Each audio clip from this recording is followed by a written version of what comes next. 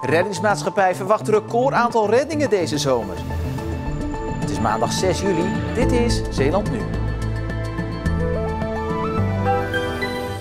Onvoorbereide mensen, oorzaak van grote drukte. Militairen te water in Terneuzen. En Niels is een stapje dichter bij zijn droom. Goedenavond. Het aantal reddingsacties langs de Zeeuwse kust zou een stuk omlaag kunnen als mensen, en dan vooral toeristen, zich beter voorbereiden voordat ze het water opgaan.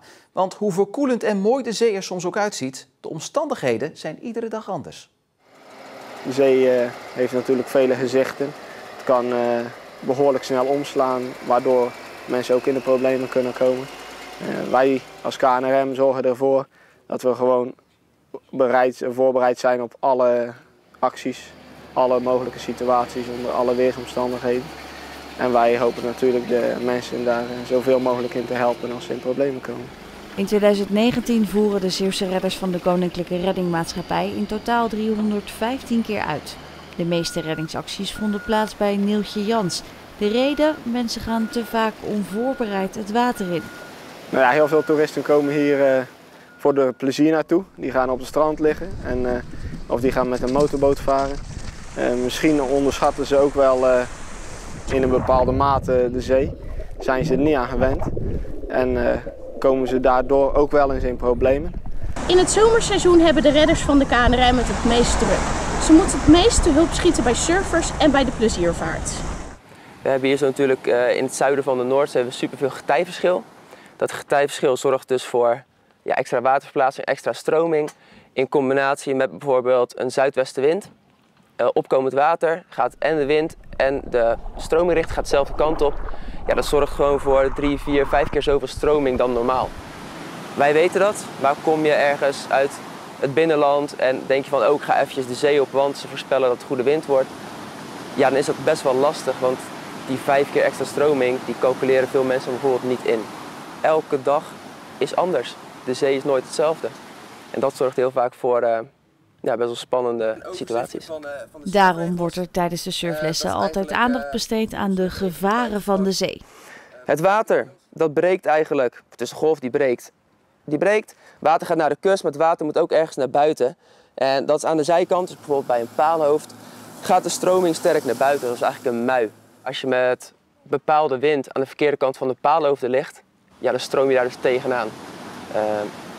Veel lokalen die zijn daar bekend mee, maar mensen die van net wat verder weg komen, die denken vaak, daar zijn de beste golven, maar ja, dat is best wel lastig, dat is eigenlijk best wel gevaarlijk.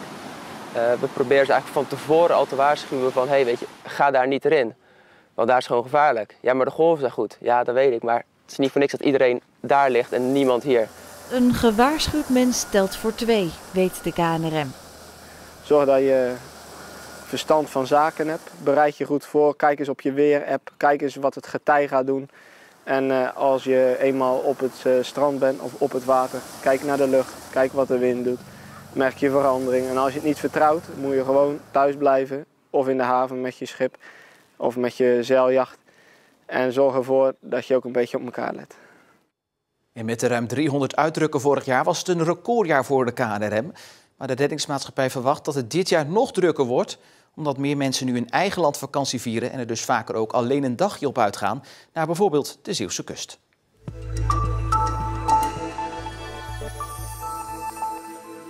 Bij een inval in een garagebox in Goes heeft de politie een vuurwapen en een geldbedrag van €65.000 in beslag genomen. De inval vond plaats in het kader van operatie Portunus, waarbij vorige week op 30 plekken in Zeeland invallen zijn gedaan en 10 verdachten zijn aangehouden. De operatie is gericht op de import van cocaïne via de haven van Vlissingen. De invallen konden plaatsvinden omdat de politie de afgelopen maanden live mee kon lezen in de chatberichten van de Zeeuwse criminelen. En met het plaatsen van de laatste schuif is de renovatie van de Badse Spuisluis afgerond. De renovatie was nodig omdat de schuiven er al sinds de jaren 80 in zaten. De spuisluis heeft 6 stroomgaten, dus ook 6 schuiven. En elke schuif is op zich is vervangen. En dat hebben we gewoon volgtijdelijk gedaan. Dus de eerste schuif is in juli 2019 eruit gehaald.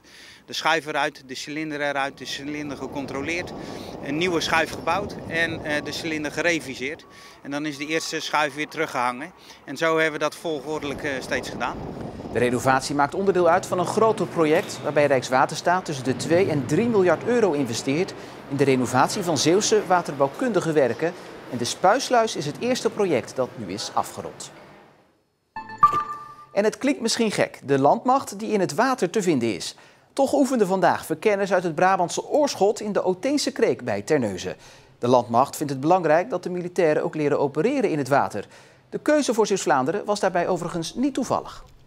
We hebben een major, die komt hier uit Zeeland. En we hebben gevraagd wat is nou een mooie plek om te komen trainen. En hij kwam direct met deze locatie hier in Terneuzen. Militairen die niet het water in hoefden reden door de regio om zo reclame te maken voor de Koninklijke Landmacht. We hebben eigenlijk altijd een personeelstekort. Dus voor de mensen die vanuit Zeeland nu kijken naar ons, zijn ze echt van harte uitgenodigd om een keer een kennismakingsdag bij te wonen op de kazerne. Of eventueel zelfs direct te solliciteren als ze een baan te gek vinden. De militairen zijn nog tot morgen in Zeeuws-Vlaanderen te vinden.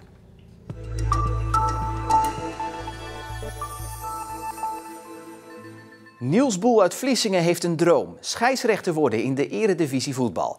En bij die dromen zijn nu een stapje dichterbij. De 22-jarige Boel is door de KNVB namelijk opgenomen in het talentenproject. Niels Boel kan niet wachten tot het nieuwe voetbalseizoen begint. Hij traint 4 à 5 keer in de week om fit te blijven, zodat hij klaar is als het nieuwe seizoen gaat beginnen. Boel doet er alles aan om zijn dromen waar te maken.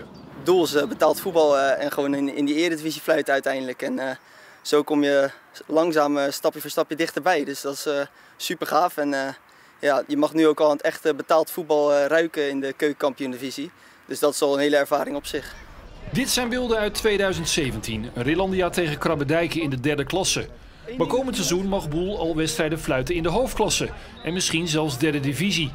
Ook mag hij, om ervaring op te doen, als 4e official werken in het profvoetbal in de keukenkampioen-divisie. En komend seizoen moet hij gaan werken aan zijn verbeterpunten. Soms moet je gemaakt boos kunnen spelen en eigenlijk een toneelstukje opvoeren. En dat is lastig als dat zelf niet in je zit. Dus dan moet je proberen om daar nog harder je best voor te doen en overtuigender over te komen op spelers. Want het zijn toch vaak volwassen mannen die vaak ook nog een stukje groter zijn dan dat ik ben. En dan moet je wel proberen om overtuigend over te komen en die gasten de baas te zijn, laat ik het even zo zeggen. Hou je van toneelspelen? Eigenlijk niet. Boel is er nog niet. Nu zit hij in het talententraject. Daarna is er nog de masterclass.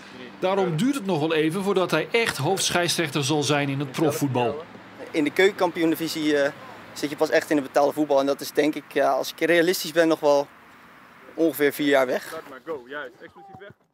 En aangeschoven is Jannes Goedbloed voor Ander Nieuws. En Jannes, we beginnen met een protest bij ons voor de deur. Klopt, ja. Om 12 uur, precies tegelijkertijd met het luchtalarm, stond de stoepkrijtrevolutie. Ze noemen zichzelf bij ons voor de deur.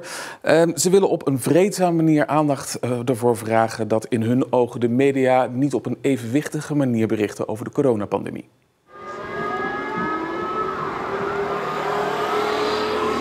Ik zou heel erg graag willen bereiken dat er meer hoor en wederhoor komt. Vooral het wederhoor is nog wel eens het probleem.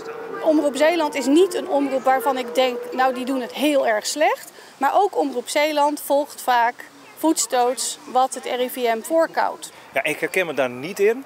Wij vinden het belangrijk om te vertellen wat er belangrijk is voor Zeeland. En natuurlijk vertellen wij wat de impact is van de landelijke maatregelen op Zeeland. Gebied van horeca, zorg, onderwijs. En daarnaast hebben we al onze lijnen opengegooid om al die kritische vragen daarover ook van die mensen bij ons op zender een plek te geven. Waardoor dat weer een plek kan krijgen.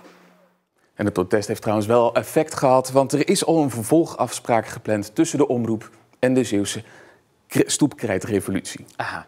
Er wordt vervolgd, dus is er ook nog ander nieuws te melden? Jazeker, want er is op dit moment in Middelburg een marathon trampolinespringen aan de gang.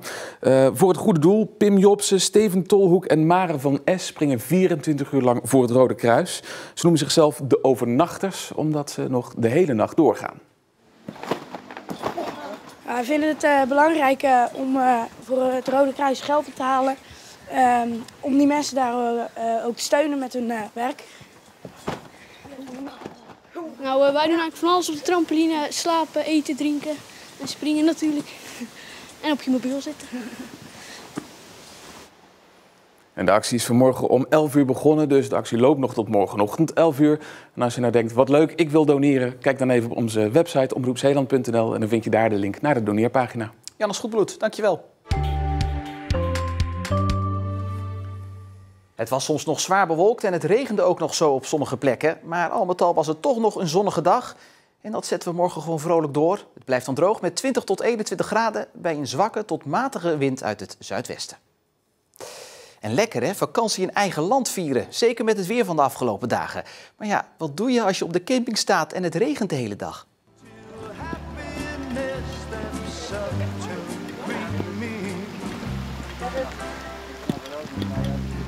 Als het de hele dag zo regent? Dan ga ik weer naar bed. Naar bed? Ja, met dit weer hoor je eigenlijk in bed te liggen, vind je niet? Nee, is een grapje hoor. Ja, ik zou zeggen, wat doe je dan de hele dag? Ja, in bed liggen. Ja, dat straks in Trots op Zeeland en daarna uiteraard nog het uitgebreidere weerbericht. Voor nu nog een fijne avond.